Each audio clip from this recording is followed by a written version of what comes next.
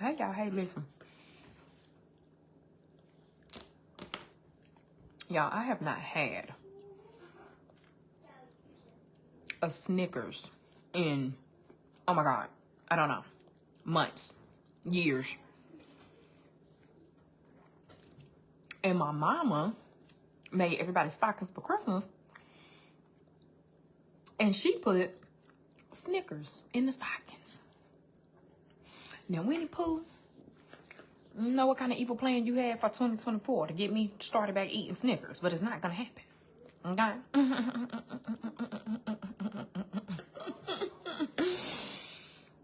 It's not going to happen, but this little miniature Snickers, I'm going to enjoy this, you know?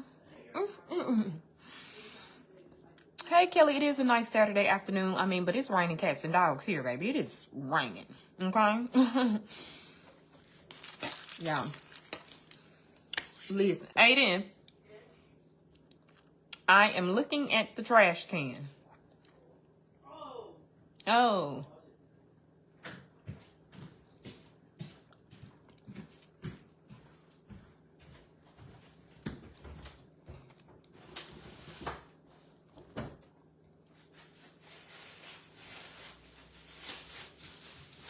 Hey, Aunt Sherry.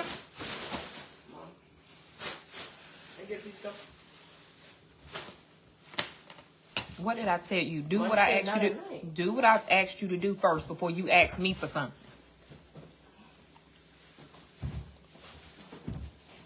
It is rainy and cold. It's rainy and cold here anyway, y'all. Listen.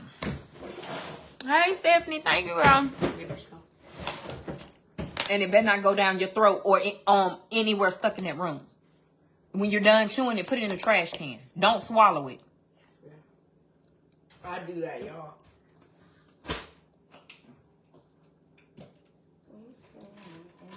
Snowing? Oh, no, baby. No. I'm glad it ain't snowing. Get snow 4 inches overnight and turn off 4 inches of rain. Dang, man.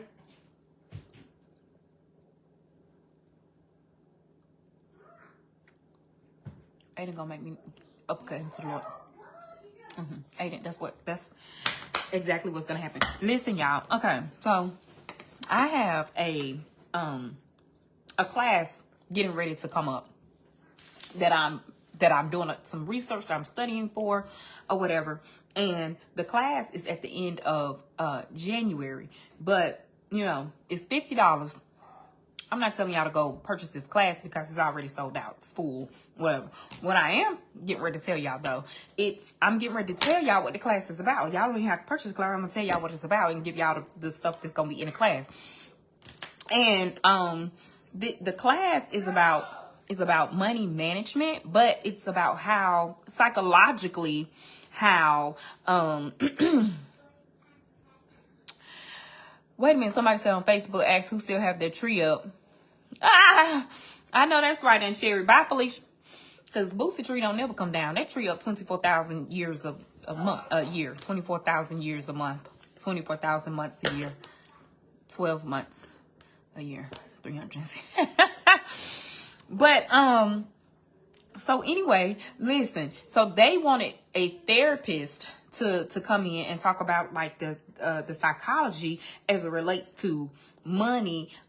Hey, Judy, do you live in America? I'm not trying to be funny. Don't take that the wrong way. Because every time you come on, you say good night, guys. So I don't know if you. I really think that you live somewhere else. I really think that you live somewhere else. Honey, we just be getting started over here. You be like, good night. Oh gosh. Yes, honey, for the gathering. So, anyway, y'all, they was talking about the psychology of UK. Okay. It was talking about the psychology of the negative effects, or, you know, our negative thoughts as it relates to money. And if we have negative thoughts as it relates to money, then we can't grow our income because we have sabotaging money beliefs, right? Okay, y'all listen. In 2024, we are not getting ready to have sabotaging money beliefs. We can't have sabotaging money beliefs and then expect to grow our income, because it don't matter how much money you make. If you're sabotaging yourself by thinking negatively as it relates to money, baby, you can make $150,000 a year. It's not going to matter. You're still going to be what people would call broke. Baby, I don't use that word in my vocabulary, okay? I might be overcoming some money challenges. I might be overcoming a financial hardship or a financial flow right now. But, baby, I am never broke. I'm always in some type of close proximity with money. Let me tell you, we all have had some type of negative, money. A negative money cycle is a generational curse. Let's just go ahead and put that out there, right? We see a parent struggling from paycheck to paycheck. So we grow up, we watching our single mom, or we watching our, one of our parents our parents struggle with being able to pay bills, or, the lights getting turned off or whatever. Listen, that's something that sticks with you. People don't really understand how much financial trauma that you can have and take that into adulthood, because we don't heal. We heal a lot of things, but we don't think of money or a negative relationship with money is one of those things that we need to heal, because we don't think that it's negative. It's negative. And baby, we need to heal from that. And in order to heal, then you have to first, recognize that there is a problem, right? There is a problem. So when you have witnessed financial trauma, such as a parent struggling to pay, their bills, or living paycheck to paycheck, or hearing things that we deem, we always hear those stereotypical, my black mama always said there was no McDonald's money. That is part of financial trauma that I wish people would stop saying it as a joke, because it's not a joke. We are continuing to perpetuate these limiting beliefs as it relates to money. I always got McDonald's money. I'ma always have McDonald's money. Okay? You know what I'm saying? And people, oh man, people can't even take a joke no more. Oh, people can't take a joke no more. No, you've made it a joke. You've made it a joke. But back then, it wasn't a joke for people. People literally did not have McDonald's money. Okay? But stop saying, like, we speak it, because y'all know the tongue is a powerful thing. The tongue is a powerful thing. We speak it, and then the things that we speak, we believe. So if we speak it, we believe it. Oh, I ain't got no McDonald's money. And you ain't got no damn McDonald's money.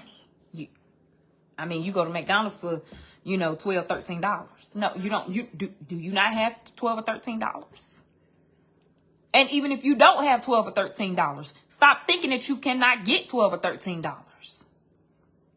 Because you can. You can. Here, I'm gonna tell y'all, here are some things that we need to work on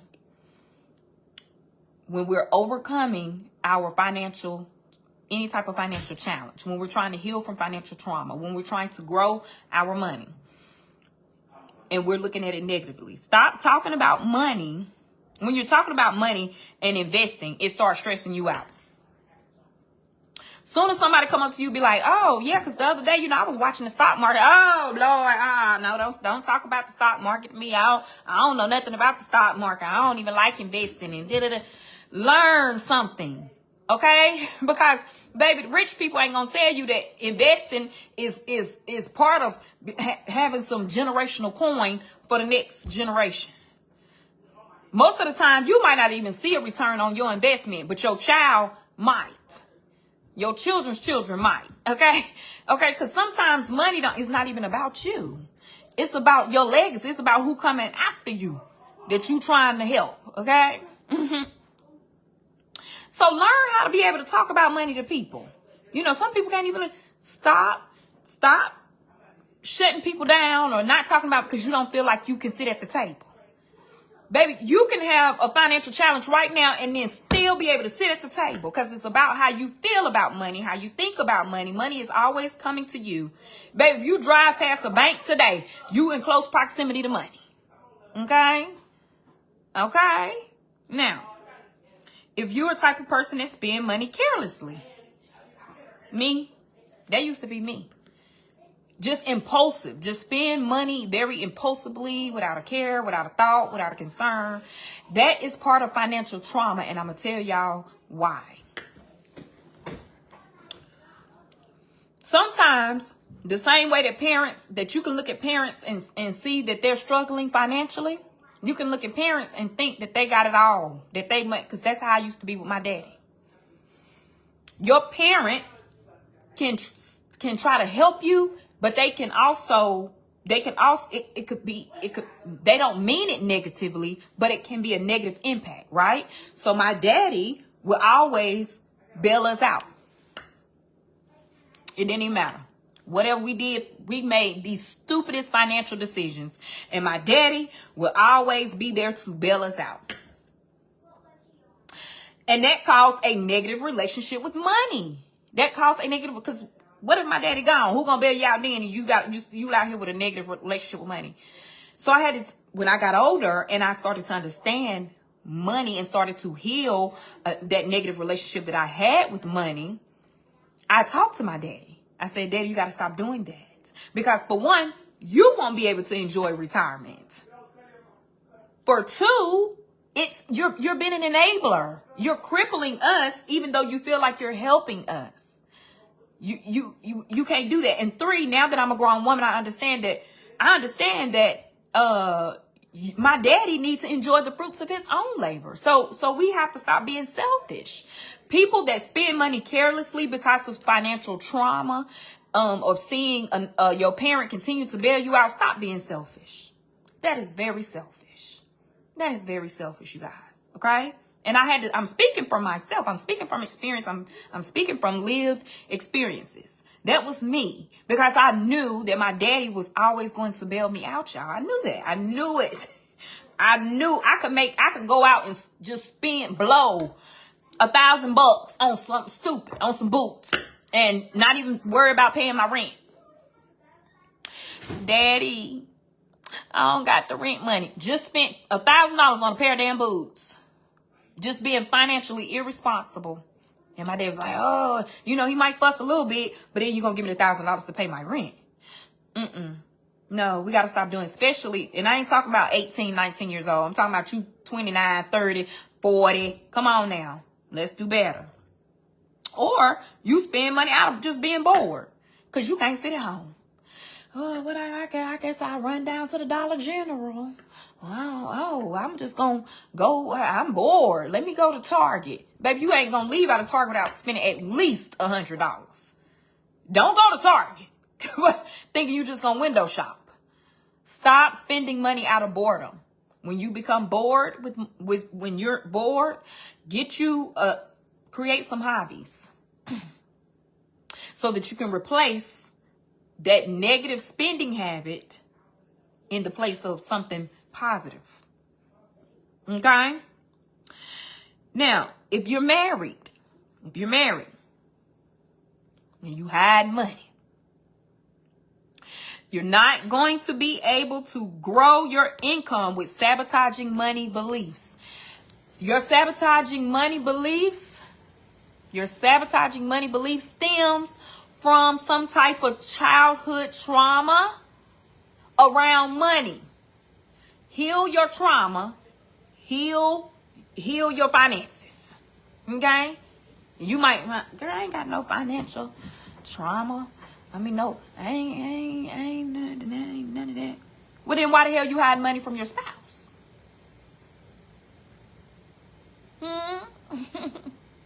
Because most of the time we believe that, I don't care, you seen your parents struggle with money and they was married and they lights still got cut off. But if I just keep a little bit over here, I don't care. My lights ain't getting cut off. My husband. Babe, you know what? Your lights might not get cut off, but your relationship might get cut short. Heal your trauma. Heal your financial trauma and those negative money cycles. Okay? Because hiding money and you're married is never going to be a good outcome. You need to first figure out why you're hiding the money in the first place. Is your spouse not to be trusted? Then, baby, we got bigger fish to fry than hiding some money. Are they financially irresponsible? Well, you married them. So now you either just help them or whatever the case may be. But figure out why you're hiding the money in the first place. Because if you got to hide money from your spouse, then what's the point of the marriage? What are we doing? Okay? So let's just look at that and figure out why we're doing it. And let's talk to our spouse about it. Listen, I've been hiding money. I know. Now I got $10,000. And I didn't, that I didn't accrued. I didn't saved up. Now we gonna have to figure out what can we do, whatever. Let's have conversations with you, and maybe y'all need to go to marital counseling and figure out something might be going on in your marriage. Any type of negative money, any type of negative money, you're seeing your finances in a negative way. It stems from some type of mental. You have to go and figure out what's going on. Okay. Now, the other thing is having someone handle your finances.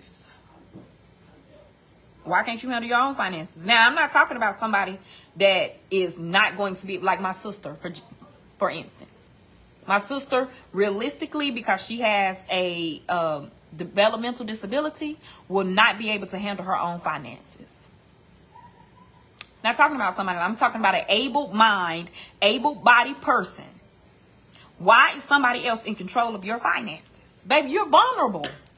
You're vulnerable. Why can't you handle your own finances? We need to understand that this stems from some type of mental health, some type of trauma. And people be like, I ain't got you up here talking about I got some type of mental health. Okay. But you ain't got to believe me. Keep on thinking you're broke. Keep on, you don't want to heal it, then that's fine. I'm just saying, if you're able to handle your own finances, whether or not you're married, your husband shouldn't be in control of all y'all finances, and you just don't know what's going to happen. Because the only thing in this life that's certain is death. I don't care if you got kids. They might not even like you in 20 more years. That ain't even certain. You hope it is. Oh, my kids gonna love me forever. Okay.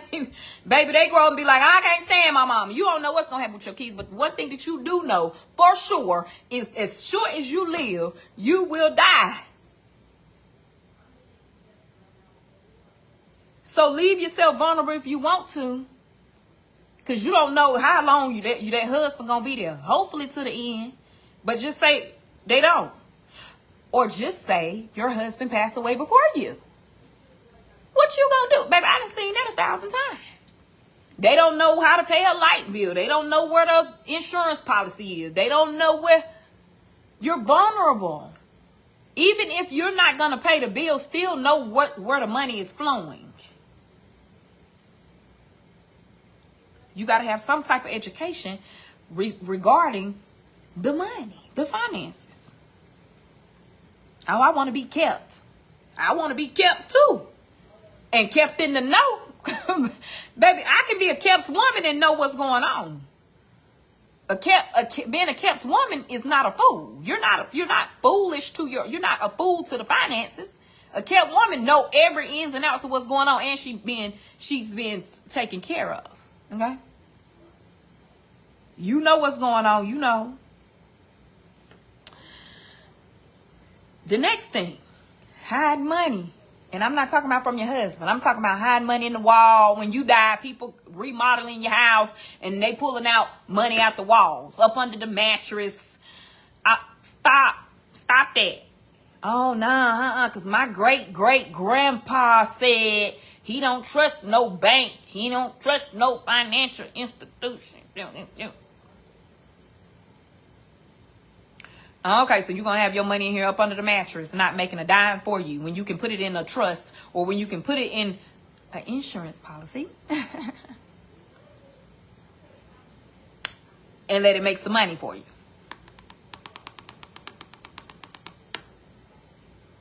I ain't finna hide no money in these walls. Baby, you can come tear every wall down in here and you'll never find a dime. If you do, the contractor was reaching in his pocket for some change and dropped some out. Because it won't be from me. Okay? Stop doing that. Again, financial trauma. Going up, generational curse when it's surrounding money. Going off what grandpa did and papa, mama, Medea, Big Mama, everybody. Well, Big Mama she put all the stuff up under the mattress. Okay. Now, what if your house caught on fire? God forbid. Now your damn money burnt up. And if my house caught on fire, ain't no money gonna burn up. All my money secure in the bank. And if something happened with the bank, then baby, they gonna get my money back. If I get defrauded right now, they're gonna be like, oh, we're gonna open up investigation. I'm gonna have my money back within 28 hours, 24 hours. You know, it is what it is. You know, do what y'all want to do. Looking at spending money as losing money. Oh, I gotta be so frugal because I can't spend no money. I can't spend no money. Sometimes you have to change your mindset. Look at spending money as an investment in you. And I'm not talking about going out and getting no investment properties. I'm just saying, oh, you at the grocery store and you like, because that kale, I want kale so bad, but it's $19. I ain't gonna get kale. Instead, I'm just gonna get this salted bacon because it ain't but $4. Okay. Don't be so frugal when it comes to spending money if it's investing in you. That's a health investment. If you look at it, don't hold on to money so tightly where you're not really investing in yourself. Now, I ain't talking about going out there and just frivolously spending, but you can look at spending money on some healthy food as an investment into your own body. That's an investment into you. Manipulating people with money. You got a little change and you trying to control somebody else. You're not going to be able to grow your money when you have sabotaging money beliefs or limiting money beliefs. You cannot go around trying to control people with your money. That's the root of all evil. The love of money. You love money so much you got to go around here controlling people. You can't do that. Stop manipulating people into doing stuff so you can get them $1. Stop doing that. That's a mindset change. You need to change your mind and your heart. And then you wonder why, dang, I can't even get a loan. Because you around here trying to manipulate and lie. Stop doing that. Stop doing that. Spending money to acquire materialistic things. Now, it's one thing when you're spending money to invest in yourself, investing in your health, you know, making an investment property or something like that. Thank you for the stars, Candy. I appreciate your entire ministry. It's another thing to to spend money to have other people look at you like you are like, oh, she keeping up with the Joneses.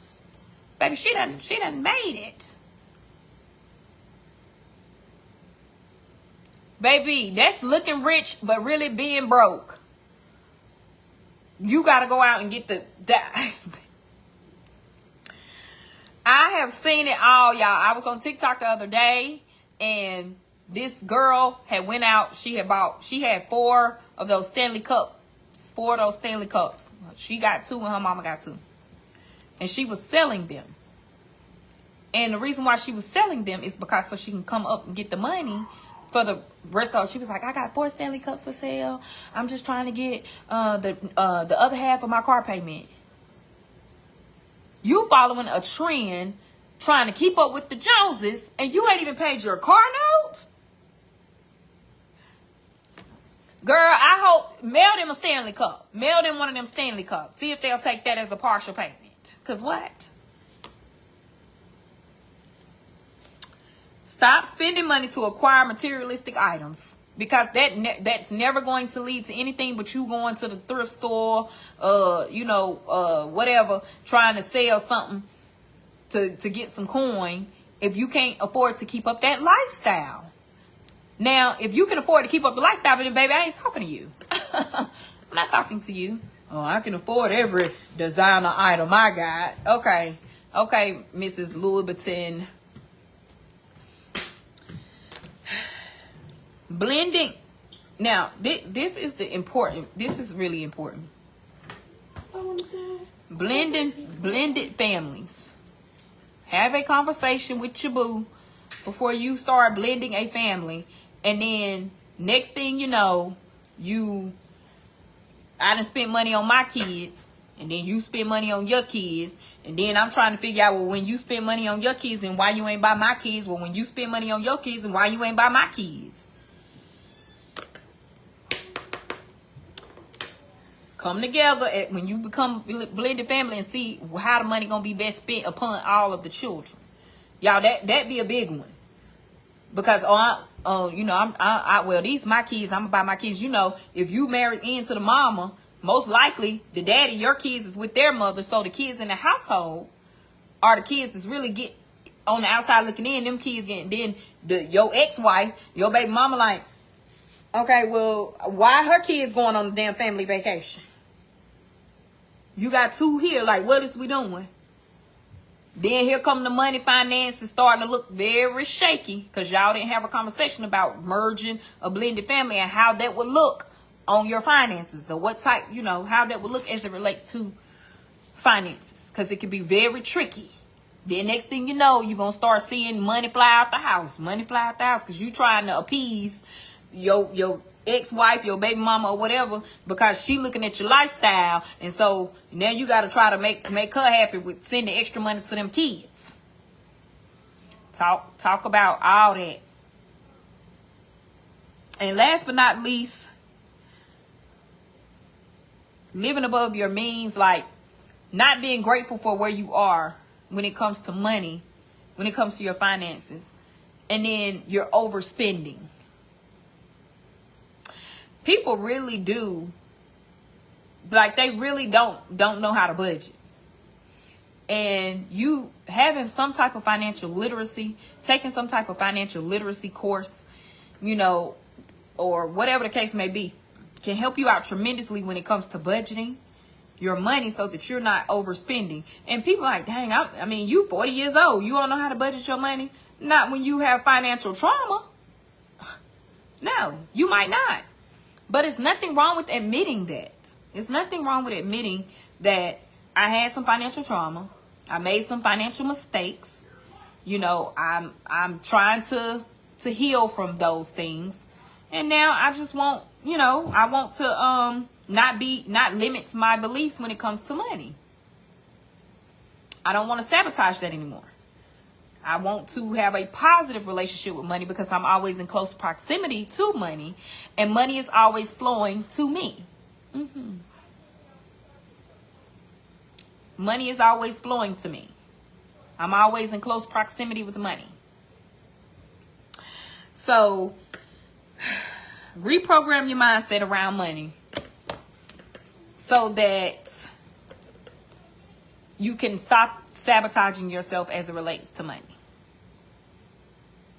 I had to do that, y'all. I had to do that. And before I did it, I'm gonna go ahead and give y'all a real life situation. So that y'all, I'm gonna give y'all know I like to be real with people. I like to be 100% real, 100% transparent, so that I'm not talking at you or to you. I'm talking from a place of, I know how it is. I know how I feel. Just coming out of college, making, I don't know, probably $27 an hour. And this was like in the early 2000s. So that was, I feel like that was pretty good. But at 22 years old, to me, making that type of money at that age, baby, please. You just ain't gonna do the right thing. Me or my husband, neither one of us was financially competent. Okay? And we're relying on the things that we seen our mothers and fathers do. Now, I done already told you about how my daddy would do, how he would enable us And then Ricardo had a single mother. So, you know what I'm saying? Like, both of us coming from a place of financial trauma that we done witnessed growing up in some way, shape, or form. And so we both work at the same company. We're making about the same amount of money. And at the time, it was just 3 of us because we only had one child. It was Ari at the time. We done went out here, got this big ass house for 3 people. Now, why we got 6 bedrooms, 3.5 baths, big laundry room, a big open like play area room, big like spending money to acquire materialistic things to make yourself look away for other people. Because it wasn't doing nothing for us. Hell, we didn't even utilize 2 of the rooms that we had in the house. They were empty the entire time we were there. It was just an illusion for other people to make them think that we had arrived. Oh my gosh, your house. You know, you want to hear people come over. Oh, girl, your house is beautiful. Oh, we done went out and bought this damn BMW. Going back to spending money carelessly, and impulsively. Not even realizing or thinking, how are we going to pay for this? How are we going to pay for it? Realistically, how are we going to afford this? You know, so we go on, you know, we there, you know, for a year or so. You know, we was doing good. We was, you know, there for about a year. And when I say doing good, I mean in the sense of how other people viewed us, baby. Because I don't care how financially, how much financial trauma I might have witnessed growing up with my parents. My damn lights was never off. I ain't never come home and not been able to switch on a light. And my mother was a homemaker. She stayed home. She didn't go out the house and work. She worked from inside the house.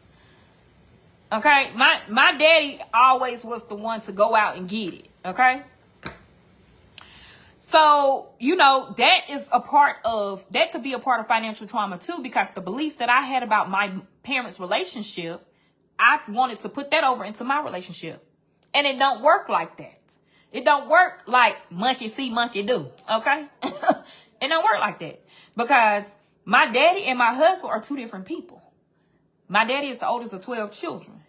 At 13 years old, he had to go out there and get himself a trade. My husband is not. He not that type of guy.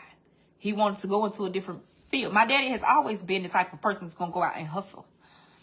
Not saying that my husband is not a hustler, just in a different way. So my expectations for my husband were in la damn land, because I'm like, oh no, you need to be like my daddy. That's your first damn mistake. No. Okay, then you go to hiding money. Me hiding money from, then he wasn't my husband at the time, but we had been in a relationship for like 3 years, still hiding money. Got married and still was hiding money. For like the first 2 years of our relationship, I was hiding money. Because I was like, he not like my daddy, so if something happened, I need to have it. But girl, it was a little bit. What were you hiding that damn little bit of money for?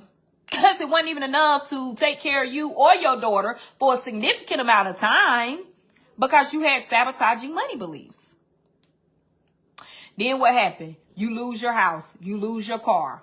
I ain't never seen nobody come repossess my mama damn car. My daddy car. You know what I'm saying? Your car get repossessed. You lose your house. You're homeless. And I'm talking about you, me. Sabotaging money beliefs. Because we were trying to live above our means, overspending, carelessly spending, not trusting the other person in a relationship with finances. And then my husband, he was the vulnerable person because he was trusting me to pay all the damn bills. Now you trusting somebody who already has financial trauma to pay the bills? I'm getting ready to go get some shoes. I ain't getting ready to pay the rent. What is it? 23, 24. Okay. I got to move back in with my parents, right? And here comes additional financial trauma. Because my parents, for one, they always going to take me, and I thank God for that. But it's not like they was like, you know, well, y'all need to do better with, my mama. It wasn't like we had a conversation about finances because all my daddy knew was work, pay your bills, put your money in under the mattress. That was the extent of my daddy. Work, pay your bills, put your money up under the mattress. So we get out there and make the same damn mistake again. So what I had to do, I had to teach myself. I had to teach myself. And then when you know better, you do better, you teach other people. And I'm not talking about y'all, because I'm sure that y'all know.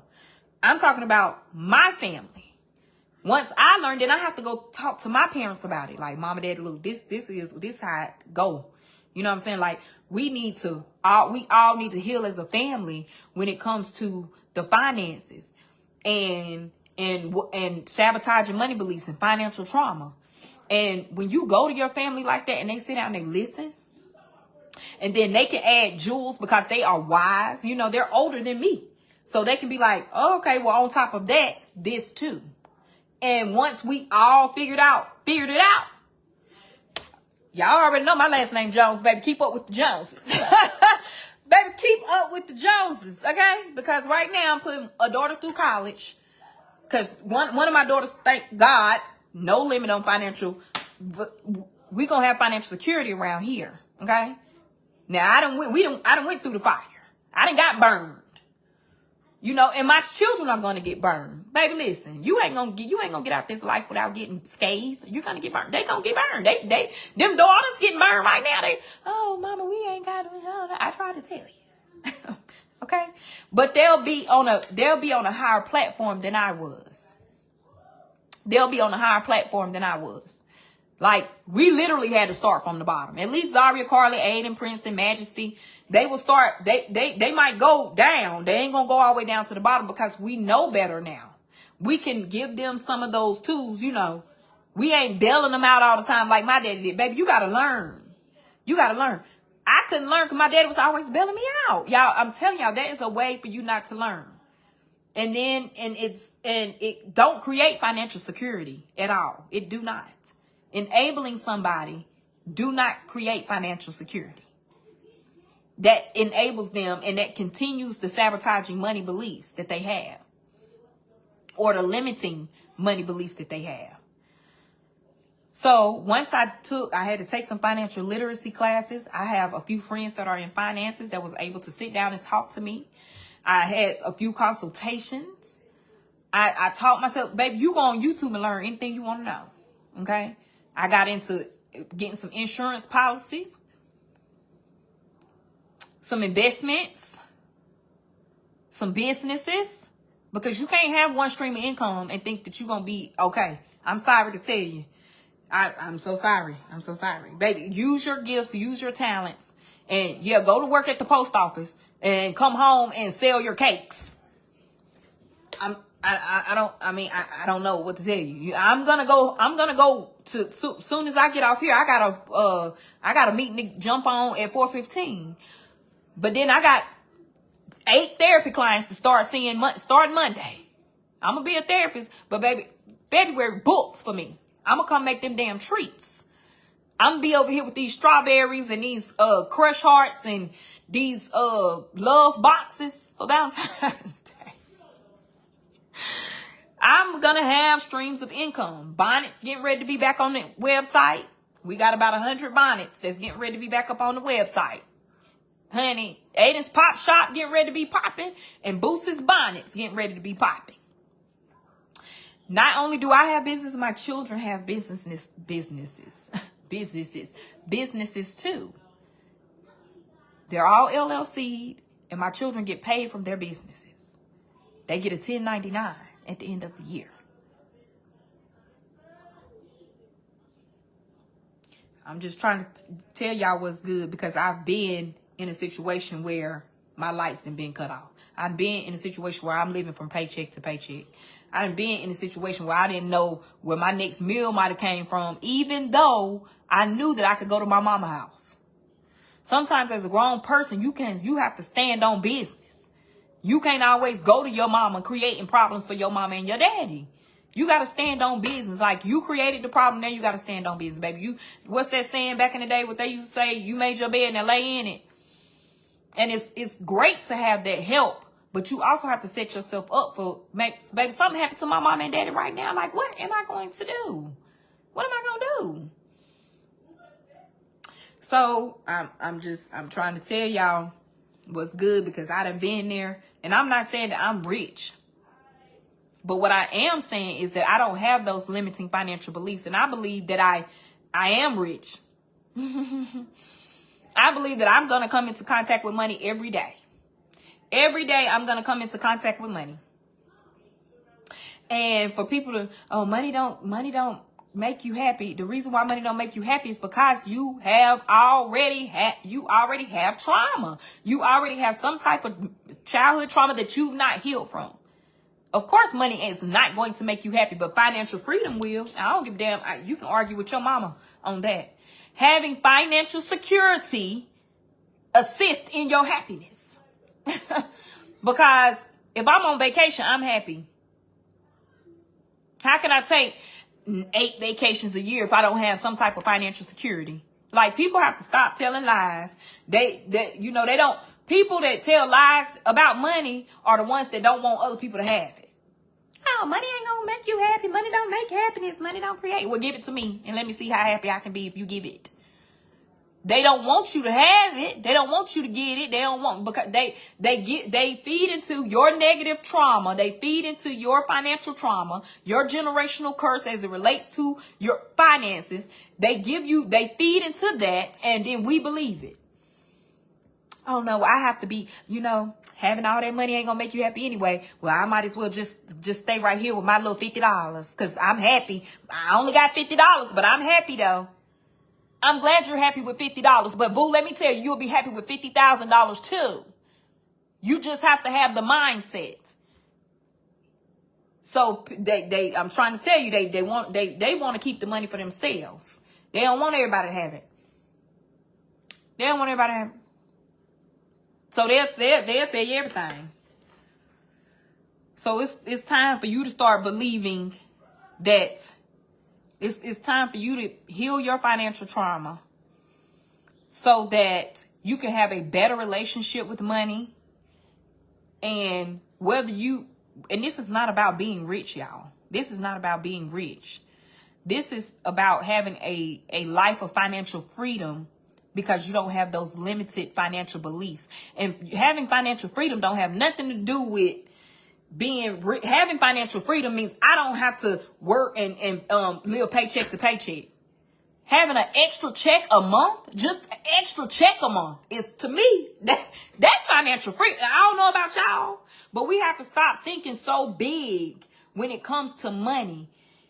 And you can start off small, and then you can grow that belief. You can start off by saying, okay, right now, financial freedom to me looks like. What do financial freedom look like to you?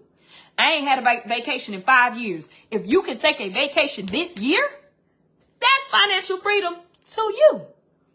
Not owning a yacht. A yacht is not financial freedom for you. Be realistic in your atmosphere. Now, Mark Zuckerberg having a yacht, that might be financial freedom for him as hell. I mean, we talking about billionaires. We don't talk about billionaires right now. We're not talking about that right now. Maybe once you get through this, maybe we can talk billionaire in next year. Let's talk thousandaire right now. Hell, for some people, let's talk hundredaire. Stop thinking that your little bit is not enough. It's enough. We just have to stop those limiting beliefs. We have to stop doing all these things that I said. Stop hiding your money. Stop getting in relationships with people that's irresponsible with money. Or if you are, then let's teach them. If you're going to stay in it. Stop spending money to acquire materialistic things. Stop following trends. Stop it. Y'all know the trend. Oh, now you on Starbucks TikTok trying to get the latest Starbucks drink because you seen somebody with a red Starbucks. How much money you done spend on Starbucks this week? but crying that you work living from paycheck to paycheck. I'm gonna tell you right now, if your ass is Starbucks, you ain't living from paycheck to paycheck. Now, I'm sorry. It's a glimmer of financial freedom in there if you stop drinking them Starbucks every day. Baby, let me tell you something. Be talking to myself. Be talking to myself. Because eating out is a big one for us. Eating out is a big one for us. It was, especially when Zari and Carly was here. And I'm going to tell y'all, this is how financial trauma continues through generation. I'm going to tell y'all how how I even passed some financial trauma on down to my children. And I had to stop them. Be like, look, that ain't it. Because I'm managing their accounts, trying to teach them right now. And I told them, when y'all turn whatever age, but 21, y'all is getting disconnected from my account. I'm helping y'all right now so that you'll know. But at 21, baby, you on your own. You're going to have to learn how to manage it yourself. I feel like I done gave you enough tools. But last year, I'm looking through that stuff, and I'm talking about last year is in 2023, but I'm talking 2022. I'm looking through that stuff. Cheesecake Factory. Arigatos. Applebee's. Y'all are college students. What are y'all doing? What you doing? What you doing? You college students. Where you got money? But every time you call me, you don't have, but you spending money on these eating out every day. You got a meal plan at school. Well, mama, that's all we know. That's all we know. Like, they had to call you out on your dry places. Baby, they didn't call me out on my mama. When we home, we was eating out like 2 times a week.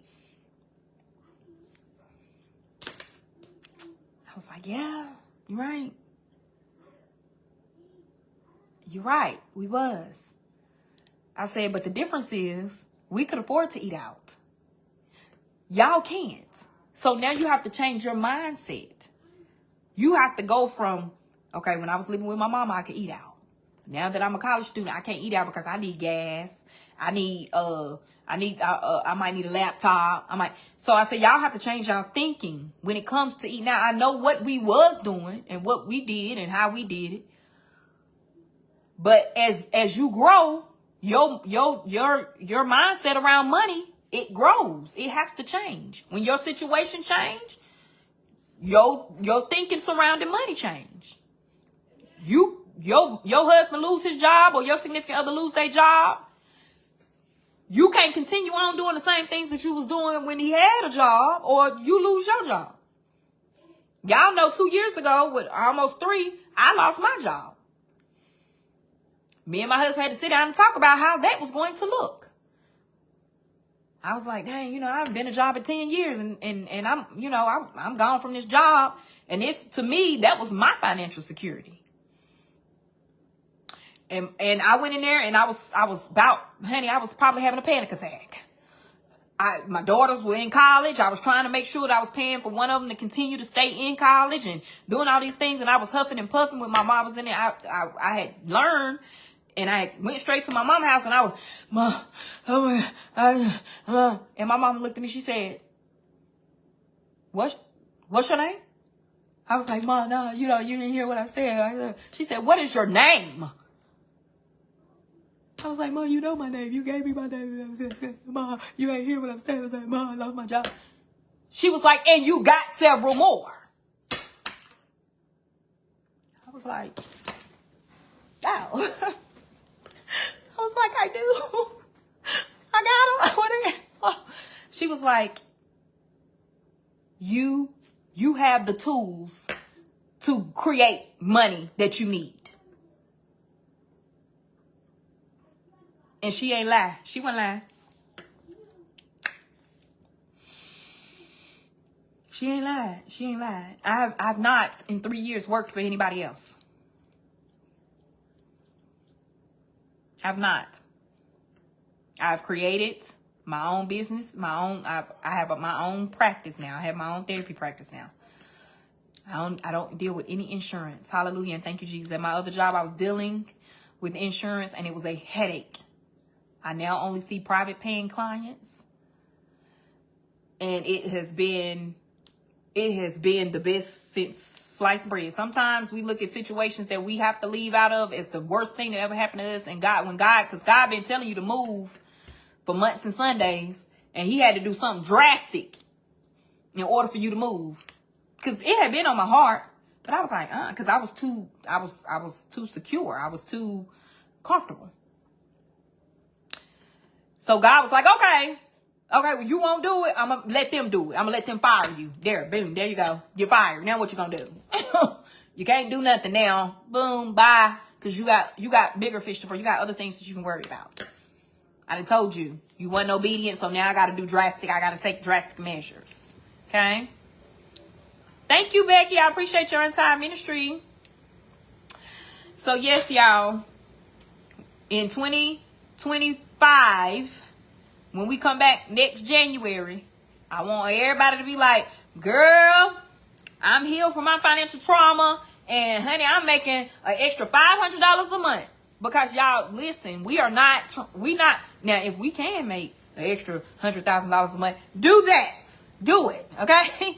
But I'm talking about what do a little bit extra look like to you? What can you? Because, baby, having an extra about $2,000 a month for me right now, that'll help me out a whole lot.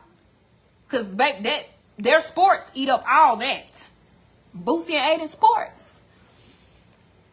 And then the therapist, because y'all know I am a full-fledged believer in therapy. I'm talking about the whole family. Everybody, all of us got therapists. We all got therapists. I'm not ashamed to say it.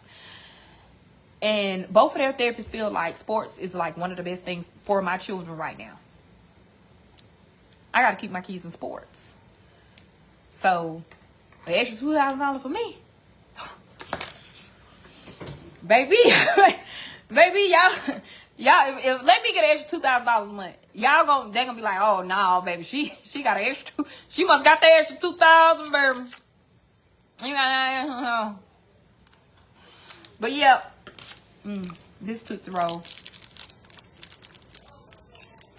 been calling my name since Boosie gave it to me the other day. Boosie gave it to me the other day. I was like, Ma, this was in the pinata that Papa helped me open. And I don't even like Tootsie Rolls. I was like, hand it him.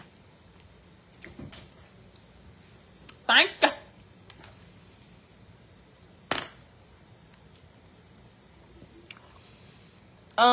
Renee said, or Renee, sorry, I might have missed it, but I really would like to know how you and your family work the family pot you spoke of once before. I know other cultures do that. So, me and my family have a understanding. Now, it didn't used to be like this, but when I say my family, I'm talking about me and my husband, my mom and my daddy, my sisters, and my brothers. Now, my brothers can't add nothing to the pot right now because they too young. And I don't include my daughters because they're not siblings and children. And I only include my husband because he's my husband. If that makes sense. So, because I know a lot of people will say, what about Ricardo's mama? Well, what about your children? That's the thing. Y'all be worried about the wrong thing. You have to start off. That it could tear off. But as for me and my family, one thing that we have now vowed to do is protect our investments as a family. And our investments is the land that we've acquired, the homes on those lands that we've acquired, any type of investment properties that we've acquired. That means that any type of property taxes, any type of money that you will have to spend in those homes, any type of bill that you come up short on that you have to pay. And we all got an understanding that you're not gonna go get no loan. No. We are the loaners and the borrowers between each other. So we have a pot that we put into and that we can all pull out of upon agreement that this month I have fallen short a little bit on a bill because I had to help Zaria and Carly. Mama, Daddy, Mikey, you know, whatever. Mikey, y'all know she had to have surgery on her foot, you know, while she was out of work those couple months. Okay, well, your bill's still gonna be paid. You getting into a car accident wasn't your fault. Okay, so you start off small in your family. Okay, listen. Everybody put in $500 in this pot, and we're not gonna touch it except for emergencies. And then in another quarter, first quarter you put 500. Second quarter, put another 500. And I say that because that gives people time to save. You know, everybody might not have $500 every month, but a quarter. And if you can only do 200, then agree on 200. If you can do 1,000, that's great. You know what I'm saying? Do what you can do. And then every quarter put agreed upon amount in that pot. Now, every time that pot could just grow, because it might not be an emergency. Emergencies only. That's deemed like the IRS after your butt, you know, shouldn't be, but if they are, you got a medical emergency, your car done broke down, and you know your insurance ain't kicking in the whole thing. You got a deductible, you know, whatever. Every quarter. Then you turn around in 5 years, and ain't no emergency have popped off. Then shoot, y'all take out of that and go on a family vacation. Pay for, you know, whatever that looks like for you. But families need to start sticking together. If families start, and some cultures got this down packed already. You know what I'm saying? Like some cultures, oh yeah, we already been doing this, how we do it, you know. I'm just talking about Black American culture. I can only speak on that and what I've seen, what I've come from, what I've saw, and you know. And it's not always being like that. It's not always being, you know, it just is what it is, you know. And white American culture too, same thing. It's probably just American culture in general. But I know that people that live in America who's not of American culture, they do these things. Like Asian people, Latino people. And so I was like, you know, we're getting ready to follow suit. You know, even if that means all of us live together at one point, like we did during COVID. That's where the idea stemmed from. We all living together during COVID. All of us. Every single person in my mom and daddy's family, from their children to their grandchildren, lived with them during COVID. And people used to always be, y'all are the ones that spread COVID. Y'all the reason why COVID, and they didn't even know that we was all living in quarantining together. With the exception of my brother who lived in DC with his wife. Everybody else moved back in with my parents. Me and my husband, my sister, her kid, my children, my brothers, we were all living with my parents.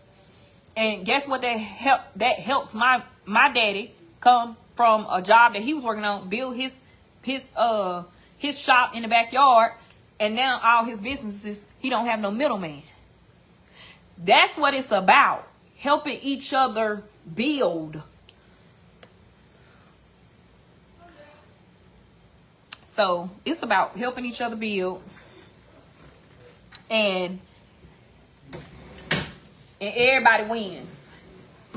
This is your winning season. This is your season for grace and favor.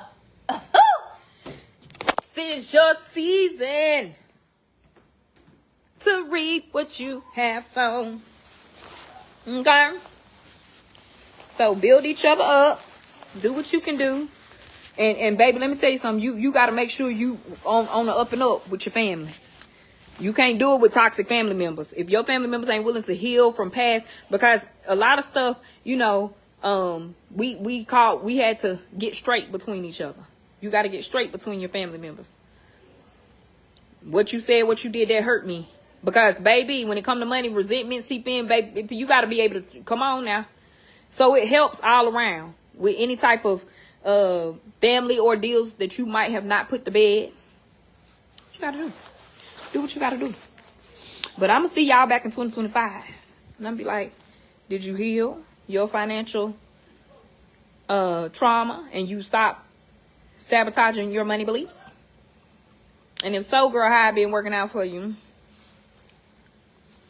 Because I already know it's going to be big. It's going to be big. Big.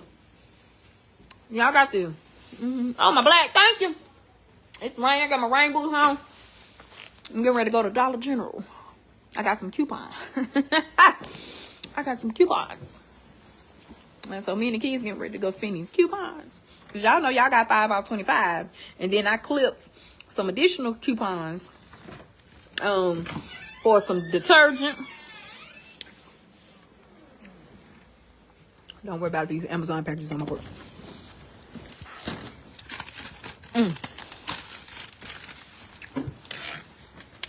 When the Amazon man home? When the Amazon man home? Honey, Zaria, mine. I ain't got no wallet. Can you order me a wallet? Girl, leave me alone. It's gonna help you save some money. I guess I will.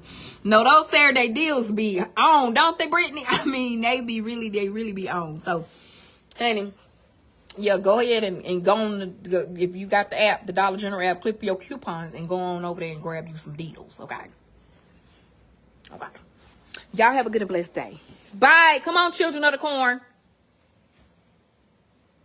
Ciao. Oh, y'all getting ready for a snowstorm. I don't want no snowstorm. Aiden and Princeton. Let's go. Okay. Because they got them headphones on and snatch them off so they ain't gonna quit. Let's go.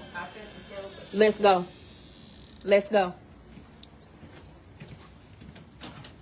Oh, my hat. Thank you so much. I appreciate your time and shit. I got it as a Christmas present. I'm sorry.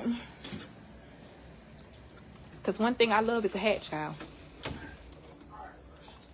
So my husband got it for me for Christmas. Boosie, what them socks doing?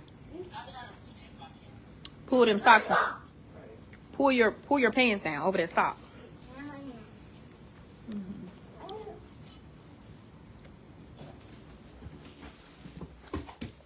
Come get this Ryan World toy up.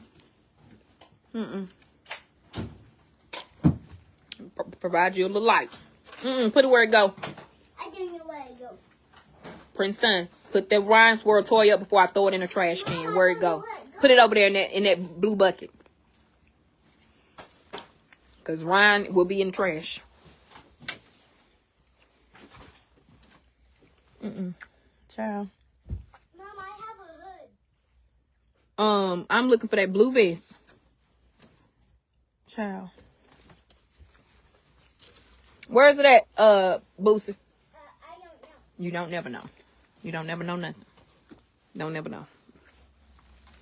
Okay, y'all. Have a good and blessed one. Bye.